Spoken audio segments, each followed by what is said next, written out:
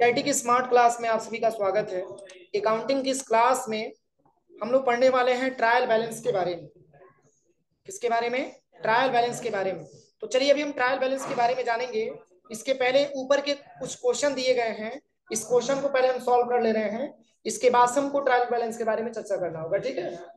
जैसे कि ये ट्रांजेक्शन आपका दिया हुआ, ये ट्रांजेक्शन सिंपल और कंपाउंड दोनों मिलाकर के दिया हुआ, ये जो ट्रांजेक्शन आपका दिया हुआ समझ में आ रहा है ना। पर इसमें आपको छांटना है कि आपका सिंपल कौन है और कंपाउंड कौन। ये ट्रांजेक्शन आपको दिया गया, आपकी हेल्प के लिए दिया हुआ। तो देखिए सबसे पहले तो मैंने आपको बताया था कि जो भी जर्नल एंट्री हम करते हैं, उस जर्नल एंट्री के लिए पहले ये जरूरी होता है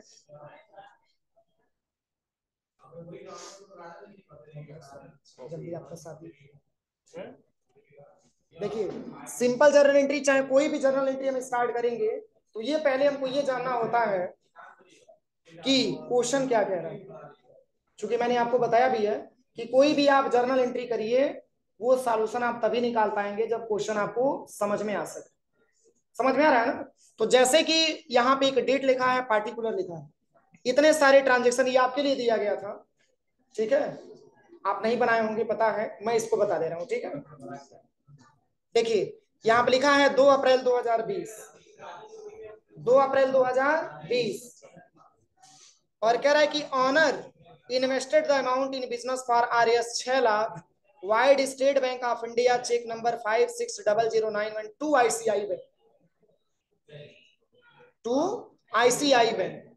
अगर हम इसका हिंदी हम बात करें तो यहाँ पे बताया जा रहा है कि 2 अप्रैल 2020 को बिजनेस के ऑनर, बिजनेस के मालिक अपने बिजनेस में कैपिटल के तौर पे पूंजी लगा रहे हैं, कितना? 6 लाख रुपए।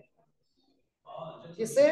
कैपिटल के तौर पे जो पूंजी लगा रहे हैं 6 लाख रुपया, और वो भी पेमेंट किससे हो रहा है? चेक से हो रहा है। ये जो पैसा रिसीव हो रहा है ये कैश नहीं रिसीव हो रहा है, ये बैंक में रिसीव हो रहा है। समझ में आ रहा है ना। क्वेश्चन वही है, थोड़ा सा यहाँ पे घुमा करके दिया हुआ।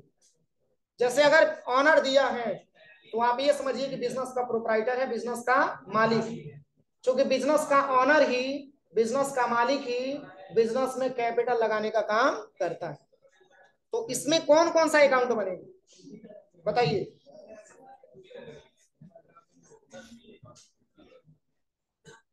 इसमें कैपिटल बनेगा और एक बैंक का बन जाएगा, क्योंकि ये पेमेंट जो मिल रहा है ये बैंक में मिल रहा है। क्योंकि अगर कैश से मिलता तो कैश का जिक्र होता, लेकिन ये बैंक के माध्यम से हो रहा है। तो इस ट्रांजेक्शन को हम बनाएंगे सिंपल जर्नल एंट्री, और इस ट्रांजेक्शन को हम सॉल्व करेंगे। तो यहाँ पे कैपिटल को क्या करेंगे? क्रेडिट या डेबिट? कैपिटल को क्या करेंगे? क्रेडिट करेंगे, क्योंकि इन्वेस्टेड की बात आ रही है। और इन्वेस्ट कौन कर रहा है? बिजनेस का मालिक, बिजनेस का प्रोप्राइटर। और चूंकि कैपिटल संबंधित है पर्सनल अकाउंट से, और कैपिटल हमेशा पर्सनल अकाउंट के हिसाब से क्रेडिट होता है। चूंकि क्यों? तो कैपिटल एक प्रकार का गिवर का नेचर होता है, और गिवर का नेचर हमेशा क्रेडिट होता है। किस रूल के हिसाब से? पर्सनल के हिसाब से। ये मैंने आपको कई बार बताया भी है। और जो ये पेमेंट हमको रिसीव हो रहा है ये हमको कैश नहीं रिसीव हो रहा है, यहाँ पे लिखा हुआ है, देखिए कह रहा है कि चेक के माध्यम से ये रिसीव हो रहा है। तो मैंने आपको बताया भी है कि जब भी क्वेश्चन में चेक का अगर जिक्र किया जाता है तो बैंक अकाउंट को हम उसको बताते हैं। तो इसमें चूंकि डेबिट कर देंगे किसको? Bank account. तो यहाँ पे जब इसका हम क्वेश्चन बनाएंगे तो बैंक अकाउंट हमारा डेबिट हो जाएगा और कैपिटल अकाउंट हमारा क्रेडिट हो जाएगा। कोई दिक्कत? और यहाँ पे नरेशन में हम दे सकते हैं कि owner invested amount in business for RS 6 lakh on, या आप लिख सकते हैं बाई चेक या चेक के माध्यम से, या ऑन बैंक पे लिख सकते हैं। ये जो कैपिटल लगाने का काम कर रहे हैं, जो पूंजी लगाने का काम कर रहे हैं अपने बिजनेस में, वो बैंक के माध्यम से कर रहे हैं, कैश के माध्यम से नहीं कर रहे। कोई दिक्कत? अब चलिए सेकंड, तो ये इस हिसाब से क्या हो जाएगा? सिंपल या कंपाउंड? सिंपल हो जाएगा। अब चलिए अगला ट्रांजेक्शन दिया है 3 अप्रैल 2020 को, कह रहा है कि purchase machinery from Sam machine tools amounted RS 1 lakh by paying cheque. और ये भी ट्रांजेक्शन लेके गया किसमें? चेक। कह रहा है कि शाम से कुछ मशीनरी का सामान खरीदा गया या कुछ मशीन खरीदा गया, ऐसे समझिए आप। इसमें मशीनरी लिखा गया है ना, कह रहा है कि मशीनरी खरीदा गया शाम से, और वो भी कह रहा है कि जिसका भुगतान किया गया चेक के माध्यम से। तो कौन कौन सा अकाउंट बनेगा? हाँ, एक मशीनरी का बन जाएगा और एक बैंक का बन जाएगा। तो चूंकि बैंक देने वाला है तो उसको हम क्रेडिट करेंगे, और मशीनरी एक प्रकार का एसेट्स हमारे व्यापार में आ रहा है, इसलिए उसको हम डेबिट कर देंगे। तो machinery account debit to bank account, और लिख देंगे परचेज बाय चेक, यानी कि चेक के माध्यम से परचेज किया जा रहा है, जिसका चेक नंबर उसको मेंशन कर। कोई दिक्कत? अब चलिए तीसरे ट्रांजेक्शन के बारे में समझते हैं। करे कि 4 April 2020 purchase furniture from KPN furniture for RS 90,000। करा है कि अपनी बिजनेस में मैंने केपीएन फर्नीचर से मैंने क्या खरीदा? फर्नीचर खरीदा। और कितने रुपए से? 90,000 रुपए से। और इसको भी पेमेंट किया जा रहा है चेक के माध्यम से। कौन कौन सा बनेगा? एक तो आपका फर्नीचर का बन जाएगा, furniture account debit to bank account हो जाएगा ना, क्योंकि बैंक से ही पैसा दिया जा रहा है। और इसी में एक और क्वेश्चन दिया है, कह रहा है कि goods purchase from Lakshmi traders amounted RS 50,000। कह रहा है कि 50,000 रुपए से लक्ष्मी ट्रेडर्स से कुछ गुड्स खरीदा गया।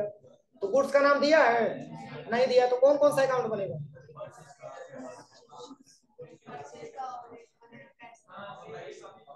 हाँ, यहाँ पे एक अकाउंट आपका बन जाएगा परचेज का, और एक अकाउंट आपका बन जाएगा कैश का। तो परचेज डेबिट होता है नॉमिनल के हिसाब से, परचेज को डेबिट करेंगे और कैश को क्रेडिट करेंगे। क्लियर हुआ? अब चलिए अगला जो क्वेश्चन दिया है 7 अप्रैल 2020, कह रहा है कि sold goods on cash R S amount R S 5,000 to Ganesh enterprises. मतलब कह रहा है कि गणेश एंटरप्राइजेस को कुछ गुड्स बेचा गया। तो इसमें क्या क्या बनेगा? एक सेल्स का बनेगा और एक कैश का बनेगा। तो अगर हम किसी गुड्स को हम सेल करेंगे तो उस केस में व्यापार में कैश आएगा कि जाएगा? आएगा। और कैश रियल अकाउंट है, हमारे व्यापार में आ रहा है, इसलिए कैश अकाउंट को डेबिट कर देंगे, सॉरी डेबिट कर देंगे। और सेल्स अकाउंट हमेशा क्रेडिट होता है नॉमिनल के हिसाब से, इसलिए सेल्स अकाउंट को क्रेडिट कर देंगे। इसमें जो ट्रांजेक्शन बनेगी cash account debit to sales account बन जाएगा, cash account debit to sales account बन जाएगा। अब चलिए, अब ये अगला ट्रांजेक्शन जो 5वें नंबर का जो ट्रांजेक्शन दिया है, इसमें देखिए क्या को दिया। इसमें कह रहा है कि परचेज गुड्स फ्रॉम विवेक, विवेक से कुछ गुड्स परचेज किया गया। तो एक परचेज अकाउंट बनेगा, और कह रहा है कि ऑन कैश, और दूसरा कैश का बन जाएगा। कह रहा है कि विवेक से मैंने कुछ गुड्स परचेज किया, तो हमारा परचेज अकाउंट बन जाएगा और एक कैश का अकाउंट बन जाएगा। और फिर कह रहा है कि 2,000 रुपए से परचेज किया गया। कितने रुपए से? 2,000 रुपए से परचेज किया जा रहा है। और कह रहा है कि आरएस 100 डिस्काउंट भी है, मतलब जिसमें 100 रुपया डिस्काउंट भी हो रहा है। और बाकी यहां से लेकर के यहां तक इसको काट दीजिएगा, इसका कोई मतलब नहीं है। ये ट्रांजेक्शन है। देखिए, ये केवल कंफ्यूजन करने के लिए दिया है। जब हम परचेज करेंगे तो डिस्काउंट रिसीव होगा कि डिस्काउंट अलाउ होगा? जब परचेज करेंगे तो डिस्काउंट अलाउ होगा, डिस्काउंट रिसीव होगा? हाँ, रिसीव होगा कि अलाउ होगा? अलाउ होगा। और कितने लोग सपोर्ट कर रहे हैं अलाउ को? तो बाकी लोग किसको सपोर्ट कर रहे हैं? जब परचेज करते हैं तो डिस्काउंट रिसीव होता है। जैसे कि मान के चलिए हम दुकान पे चले गए एक कलम खरीदने के लिए, कलम का मूल्य बताया 20 रुपया, हम कहे नहीं 15 रुपये में आप हमको दे दीजिए। तो अगर वो 15 रुपये हमको दे रहा है तो क्या 5 रुपये एक्स्ट्रा उसको हम दे के आ रहे हैं कि हमारे पास रह रहा है? हमारे पास रह रहा है ना, तो 5 रुपये हमारा इनकम होगा ना। क्या होगा? इनकम होगा। तो जब परचेज करते हैं तो डिस्काउंट रिसीव होता है। डिस्काउंट अलाउ तब होता है जब सेल करते हैं, उसके लिए डिस्काउंट अलाउ हो जाएगा और आपके लिए डिस्काउंट रिसीव हो जाएगा। क्लियर हुआ? तो यहाँ पे कह रहा है कि कुछ गुड्स खरीदा गया विवेक से 20,000 रुपए से, जिसमें 100 रुपए का हमारा क्या हो गया? डिस्काउंट हो गया। अब एक क्वेश्चन समझिएगा, अगर 20,000 सॉरी 2,000 दिया ना, अगर हम 2,000 रुपए का सामान हम खरीद रहे हैं तो उस पर भी हमको मात्र 2,000 रुपया कैश देना पड़ रहा है, और 1,100 रुपया हमारा क्या हो रहा है? डिस्काउंट हो रहा है। तो टोटल मैंने सामान का रुपए का खरीदा 2100 रुपए का। अरे 2100 रुपए का सामान खरीदे होंगे तभी तो 100 रुपए डिस्काउंट होता है, तो 2000 हमको देना पड़ रहा है कि 2000 से छांट करके तब 100 रुपया दिया। नहीं, ये क्वेश्चन में थोड़ा सा घुमाया है समझने के लिए। कह रहा है कि 2100 रुपए का मैंने सामान खरीदा था विवेक से, तो 2000 रुपया मैंने कैश दे दिया और 100 रुपया हमारा डिस्काउंट हो जाएगा। इसमें 3 ट्रांजेक्शन बनेंगे, जिसमें कैश को भी क्रेडिट करेंगे और डिस्काउंट रिसीव को भी क्रेडिट करेंगे और परचेज को डेबिट करेंगे। देखिए मैं बता रहा हूं आपको इसकी ट्रांजेक्शन हम कैसे बनाएंगे। तो यहां पे हम भरेंगे सबसे पहले क्या, परचेज।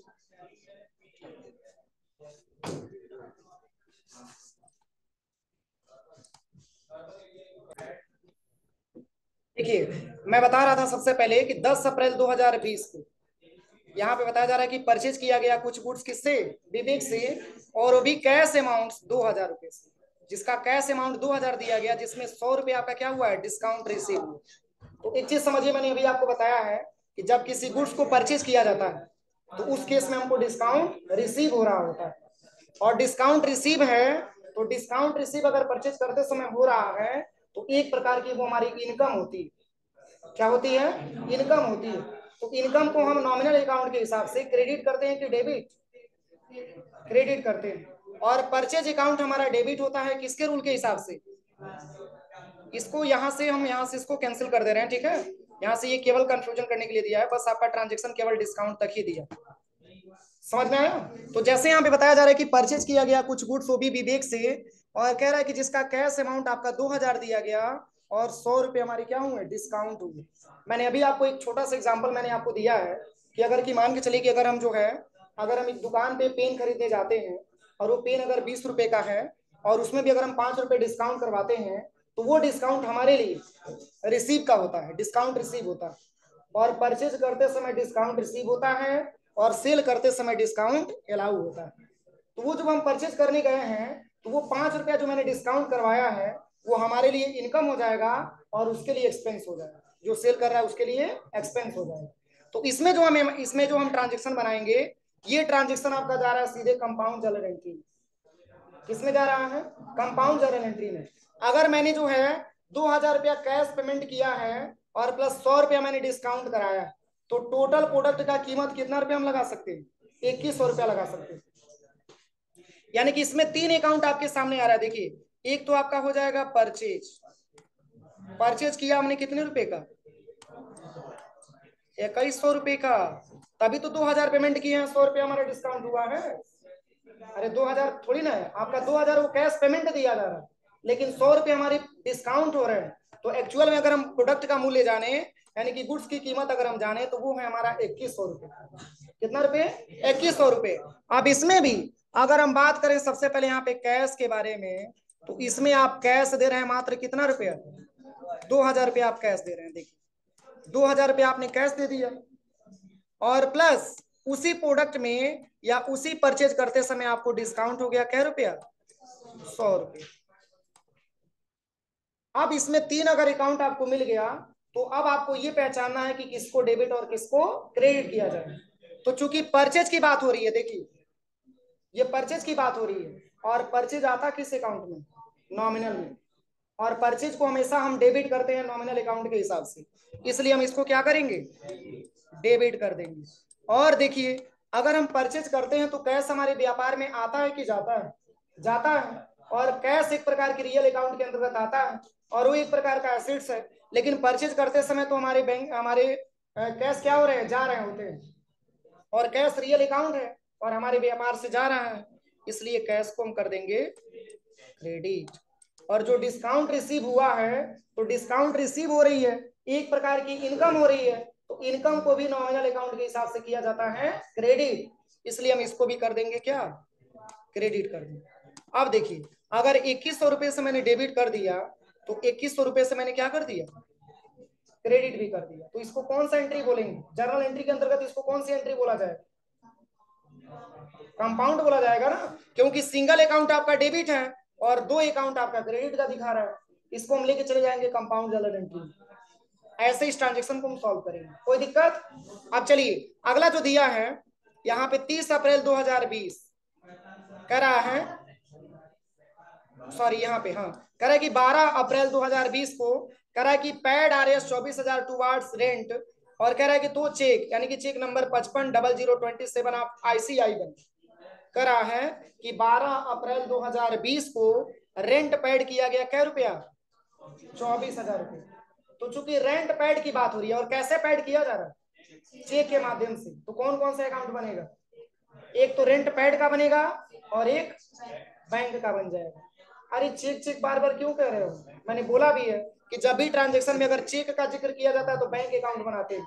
तो एक आपका बन जाएगा रेंट पेड और दूसरा आपका बैंक बन जाएगा, क्योंकि बैंक से ही पैसा दिया जा रहा है और बैंक पर्सनल अकाउंट है, और बैंक को हम गिवर बोल सकते हैं ना, क्योंकि उसी के माध्यम से ये पेमेंट हो रहा है। तो बैंक गिवर है तो गिवर का नेचर हमारा क्रेडिट होता है पर्सनल अकाउंट के हिसाब से, और रेंट पेड हमारे बिजनेस का एक्सपेंस होता है, एक्सपेंस को हम डेबिट करते हैं नॉमिनल के हिसाब से। इसकी जो सॉल्यूशन बनेगी, rent paid account debit to bank account, सही है, क्योंकि बैंक से ही भुगतान किया जा रहा है। अब अगला जो दिया है 30 अप्रैल 2020, कह रहा है कि depreciation of RS 850 charge on machinery, कह रहा है कि मशीनरी पे डिप्रिसिएशन चार्ज लगा 850 रुपए। तो डिप्रिसिएशन का मतलब होता है मूल्यह्रास, मूल्य में कमी, एक प्रकार का एक्सपेंस होता है, ठीक है ना, एक प्रकार का एक्सपेंस होता है। जैसे कि मान के चलिए कि आपने जो है कोई प्रोडक्ट आपने 100 रुपए में खरीदा, उसको जो है आप मान के चलिए कि 2 महीने के बाद अगर आप बेच रहे हैं तो 100 रुपए से कीमत अगर कम मिल रही है तो उसके मूल्यों में ह्रास हो रही है, उसको मूल्यह्रास बोला जाता है। वो एक प्रकार का एक्सपेंस होता है, डिप्रिसिएशन एक प्रकार का एक्सपेंस होता है जो मूल्यों में ह्रास होती है। जैसे कि मान के चलिए आपने प्रोडक्ट खरीदा होगा कुछ अलग रेट में, लेकिन 850 रुपए इसकी मूल्यों में क्या हो रही है, कमी आ रही है, एक्सपेंस हो रहा है। और किसमें कमी आ रही है, तो मशीनरी में कमी आ रही है। तो यहाँ पे जो हम डिप्रिसिएशन को बोलेंगे, तो डिप्रिसिएशन हमारा एक प्रकार का क्या होता है, एक्सपेंस होता है, और एक्सपेंस है तो किस अकाउंट में लेके जाएंगे, नॉमिनल में लेके जाएंगे। तो डिप्रिसिएशन को हम डेबिट कर देंगे और मशीनरी को क्रेडिट कर देंगे, कोई दिक्कत, ये इसकी सॉल्यूशन बनेगी। अब हमारे सामने क्वेश्चन आता है ट्रायल बैलेंस। देखिए अगर हम ट्रायल बैलेंस के बारे में बात करें तो ट्रायल बैलेंस होता क्या है, तो देखिए ट्रायल बैलेंस को जानने से पहले ये आपको जानना होगा कि किसको डेबिट और किसको क्रेडिट करना होता है। क्योंकि सिंपल जर्नल एंट्री में मैंने आपको अधिकतर में यही बताया है कि किसको डेबिट और किसको क्रेडिट किया जाएगा, किसको डेबिट और किसको क्रेडिट किया जाएगा। और इसी में ट्रायल बैलेंस में आपको समझना है, क्योंकि ट्रायल बैलेंस यहाँ पे क्या कह रहा है, देखिए कह रहा है कि the trial balance is statement showing the balance are total of debit and credit of all accounts in the ledger. कह रहा है कि ट्रायल बैलेंस एक स्टेटमेंट होता है जो शो करता है बैलेंस को, किसको, टोटल ऑफ डेबिट यानी कि डेबिट के बैलेंस को, और टोटल ऑफ क्रेडिट क्रेडिट के टोटल बैलेंस, एक प्रकार का स्टेटमेंट होता है। और फिर यहाँ पे लिखा है intending to verify the arithmetical accuracy of posting to the ledger accounts, यानी कि लेजर अकाउंट के माध्यम से हम इसकी अर्थमेटिकल एक्यूरेसी के माध्यम से, यानी कि अर्थमेटिकल एक्यूरेसी को भी हम देखते हैं, वेरीफाई करते हैं। और कह रहा है कि it is an important statement in the accounting process, और एक प्रकार की महत्वपूर्ण हमारा स्टेटमेंट होता है किसका, अकाउंटिंग प्रोसेस का। और कह रहा है कि as it show the final position of all accounts and help in preparing the final statement. और कह रहा है कि यहाँ पे एक फाइनल पोजीशन को ये शो करता है अकाउंट के माध्यम से, और ये हेल्प करता है प्रिपेयर करने के लिए फाइनल स्टेटमेंट का। यानी कि ट्रायल बैलेंस के बारे में अगर हम बात करें तो यहाँ पे लिखा भी है कि ट्रायल बैलेंस किसी भी अकाउंटिंग प्रोसेस का एक निष्कर्ष होता है। क्या होता है, निष्कर्ष होता है, जिसको हम इंक्लूजन बोलते हैं। और यहाँ पे लिखा भी है, कह रहा है कि ट्रायल बैलेंस एक अकाउंटिंग प्रोसेस का निष्कर्ष होता है, और यह प्राइमरी और फाइनल अकाउंट बुक को क्या करता है, जोड़ता है। यह प्राइमरी और अकाउंट बुक को क्या करता है, फाइनल अकाउंट बुक को आपस में जोड़ता है। और फिर कह रहा है कि किसी भी अकाउंट की फाइनल वैल्यू हम जर्नल बुक से सीधे नहीं निकाल सकते। जैसे कि मैंने आपको बताया था कि जर्नल एंट्री जो हम करते हैं उसमें हम डेट वाइज रिकॉर्ड मेंशन करते हैं, मैंने बताया था ना, उसमें पर डे का डेटा हम अलग अलग बनाते हैं। जैसे आज की डेट में अपनी बिजनेस में मैंने कितना ट्रांजेक्शन किया, आज का डेट में हम जो है जो भी ट्रांजेक्शन करेंगे उसको हम क्या करेंगे, जर्नल एंट्री में मेंशन करेंगे। लेकिन क्या एक दिन की ट्रांजेक्शन से हम अपनी जो है फाइनल स्टेटमेंट हम नहीं तैयार कर सकते। समझ में आ रहा है ना, 1 अप्रैल से लेकर के और 31 मार्च तक आपने अपने बिजनेस में क्या क्या ट्रांजेक्शन किया उसको हम क्या करते हैं, उसको हम एक जगह मेंशन करते हैं, डेबिट को अलग और क्रेडिट को अलग। वही बातें इसमें कह रहा है कि एक कह रहा है कि किसी भी अकाउंट की फाइनल वैल्यू हम जर्नल बुक से सीधे नहीं निकाल सकते, क्योंकि जर्नल एक डे बुक की तरह होता है जिसमें डेली वाइज ट्रांजेक्शन को हम क्या करते हैं, रिकॉर्ड करते हैं। मैंने पूरा पढ़ाया है। तो इसमें ये कह रहा है, तब हम कैसे जांच करेंगे इसके बारे में। तो देखिए इसमें बताया जा रहा है, सबसे पहले देखिए कह रहा है कि इसमें बताया जा रहा है, कह रहा है कि किसी भी अकाउंट की फाइनल वैल्यू हम जर्नल बुक से सीधे नहीं निकाल सकते हैं। इसके लिए सभी लेजर अकाउंट की बैलेंस की समरी निकालनी होती है। यानी कि जितना भी आपने लेजर बनाया है, अरे डेबिट का लेजर होगा तो क्रेडिट का भी लेजर होगा, होगा कि नहीं होगा, उन सबको एक समरी निकालना होता है। और कह रहा है कि ट्रायल बैलेंस एक स्टेटमेंट होता है। और ट्रायल बैलेंस है क्या, एक प्रकार का स्टेटमेंट होता है जिसमें सभी अकाउंट के टोटल डेबिट और क्रेडिट बैलेंस को शो किया जाता है। मतलब आपने डेबिट कितने रुपए का किया और आपने क्रेडिट कितने रुपए का किया, वो दोनों के बैलेंस को हम एक बार क्या करते हैं, शो कराते हैं, किसमें, ट्रायल बैलेंस। और कह रहा है कि जिससे अकाउंटिंग प्रोसेस की अर्थमेटिकल एक्यूरेसी को चेक किया जा सके। मतलब हमारी मतलब अकाउंटिंग प्रोसेस की अर्थमेटिकल एक्यूरेसी क्या है, उसकी जांच करने के लिए हम डेबिट का टोटल बैलेंस और प्लस क्रेडिट का टोटल बैलेंस को हम क्या करते हैं, उसमें मेंशन करते हैं। और तब जाकर के ये पता चल करके आता है कि हमारा ट्रायल बैलेंस में कितना डेबिट है और कितना क्रेडिट है। लेकिन दोनों बैलेंस आपका इक्वल होना चाहिए। अगर डेबिट साइड का बैलेंस 50,000 आ रहा है तो क्रेडिट साइड का भी बैलेंस कितना आना चाहिए, 50,000 ही आना चाहिए। अब देखिए इसकी बात अगर हम करें तो यहाँ पे जो दिया हुआ है, इसका जो सॉल्यूशन यहाँ पे हम बनाएंगे, कह रहा है कि इसका जो फॉर्मेट आपका दिया हुआ है, यहाँ पे सबसे पहले पार्टिकुलर लिखा है, इसके बाद से एलएफ लिखा है, इसके बाद से डेबिट है और इसके बाद से क्रेडिट है। लेकिन जर्नल एंट्री में मैंने आपको बताया था कि जर्नल एंट्री को हम सॉल्व करने के लिए मैंने बताया था कि इस तरीके से आप टेबल बनाइएगा। और इसमें मैंने आपको बताया था कि सबसे पहले यहाँ पे डेट भरते हैं, मैंने बताया था। इसके बाद से पार्टिकुलर हो जाता है, इसके बाद से एलएफ हो जाता है, इसके बाद से डेबिट हो जाता है और इसके बाद से क्रेडिट हो जाता है। यही मैंने फॉर्मेट बताया था ना। ये किसके लिए था, ये जर्नल एंट्री के लिए था। जर्नल एंट्री के लिए चाहे सिंपल बोलिए चाहे कंपाउंड बोलिए, बात तो एक ही था ना। इसमें यही था कि मतलब कंपाउंड में मल्टीपल था और सिंपल में सिंगल सिंगल थी, लेकिन फॉर्मेट तो यही था। लेकिन जब हम ट्रायल बैलेंस बनाएंगे तो ट्रायल बैलेंस का जो बनाने का फॉर्मेट है, एक तरफ हमको पार्टिकुलर लिखना है, इसके बाद से एलएफ लिखना है, फिर डेबिट लिखना है और फिर क्रेडिट लिखना है। और ये किस डेट को बनाया जाता है, तो 31 मार्च को बनाया जाता है। 31 मार्च को क्या बोल सकते हैं, वो कौन सा डेट होता है, वो कौन सा डेट होता है, हाँ, फाइनेंशियल ईयर का एंडिंग डेट होता है, जिस डेट को हमारा फाइनेंशियल ईयर एंड हो रहा होता है। और मैंने आपको बताया था कि 1 अप्रैल को हमारा फाइनेंशियल ईयर स्टार्ट होता है और 31 मार्च को फाइनेंशियल ईयर हमारा एंड होता है। अब इसी स्टेटमेंट से हम आसानी तरीके से अपने बिजनेस की पोजीशन को हम देख सकते हैं, उसकी एक अर्थमेटिकल एक्यूरेसी की जांच कर सकते हैं। अब देखिए, अब इसमें ध्यान से समझिएगा, इसमें कैसे बताया गया, इसमें ध्यान से समझिए। डेबिटर,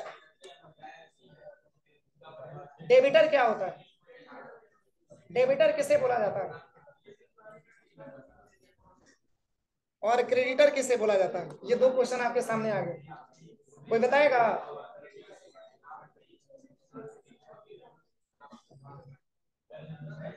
कोई बताएगा, डेबिटर और क्रेडिटर में क्या अंतर है।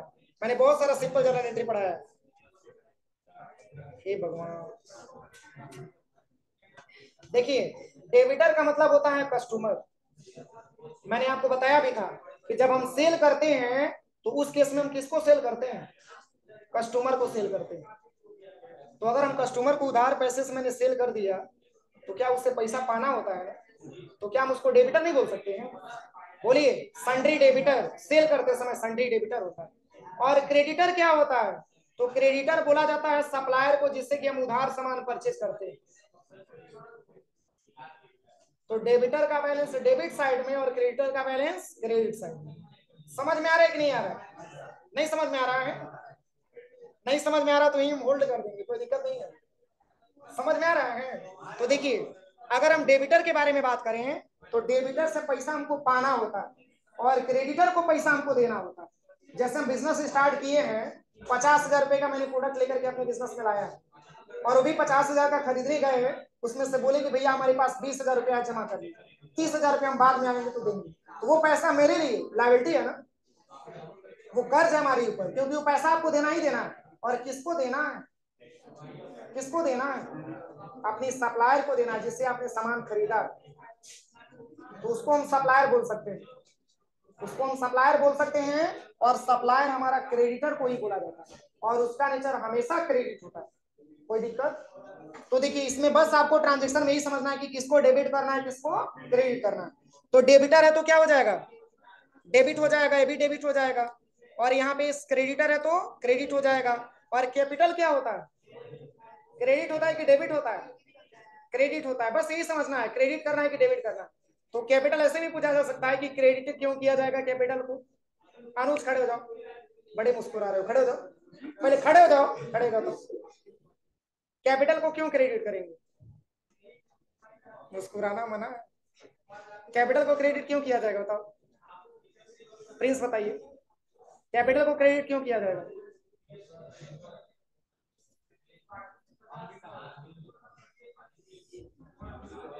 कैपिटल को क्रेडिट क्यों किया जाएगा?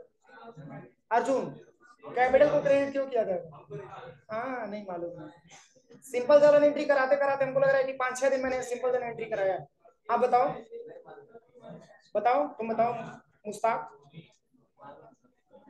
बैठ जाइए, टाइम ज्यादा हो गया, नहीं तो हम तो आपको बहुत पूछते। बैठ जाइए, टाइम ज्यादा हो गया, नहीं तो बड़ी ज्यादा पूछते। इसको हम कल बताएंगे, रहने दीजिए, आज नहीं बताएंगे।